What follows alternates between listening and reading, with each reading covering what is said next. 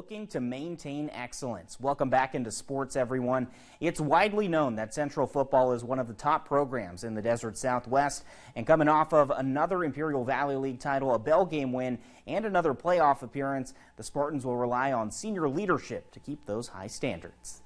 We're a big believer in building that foundation and building blocks, and this senior class looks to continue to build upon that. Head coach Rookie Peña's team will feature over 20 seniors this season. Over the past 3 years, the Spartans have a combined record of 22-13. Peña says many of the seniors who've helped build that winning record will be big contributors on the defensive side of the ball. Again, this year we're going to be senior heavy as well, going into it with a lot of defensive starters being seniors, but we're very much looking forward to the challenges that we face this upcoming season. One of those seniors is star edge rusher Jared Martin. Martin committed to play for D1 powerhouse Texas Christian University this past June. For the past 3 seasons, he's been a key cog on the defensive line. The leadership role is something Martin is more than comfortable with. And then Rookie was telling me how much of a senior-heavy team this is this year. Obviously, you're going to be a big part of that. So how have you kind of taken to that leadership role with this team? So obviously now being the only guy who's been here for 4 years, I got a lot of experience, and a lot of the guys look up to me, so that keeps me on my toes. Some of the underclassmen Martin and his fellow seniors will show the ropes to include junior quarterback Luis Jimenez.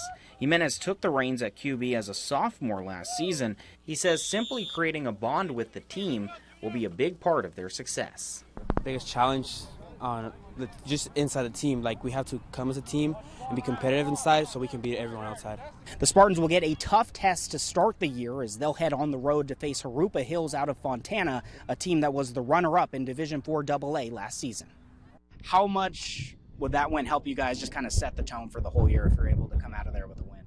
We're very much forward looking to the challenges it brings, and going to a different section, and especially a great opponent like Harupa Hills, who's, like I said, coming off a state runner-up, championship game.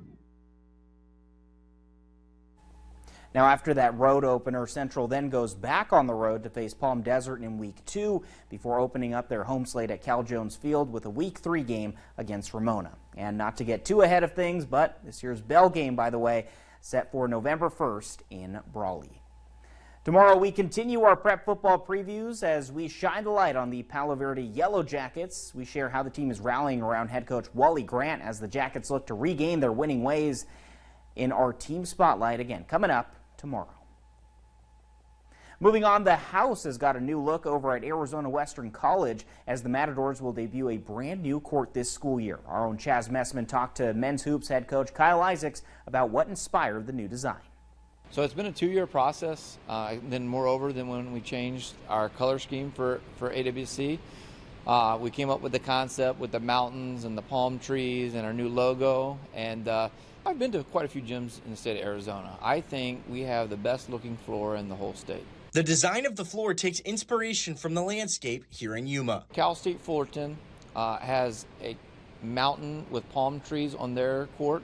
I saw that maybe 10 or 15 years ago, and we have a lot of the same, landscape that they do. We have obviously the foothill mountains, we have the palm trees all over Yuma County, and I thought that concept would be really good. This is the first step in a total renovation and rebranding of the house, with more to come in the future. We're transitioning as fastly as we can, as economically as we can with the new flooring.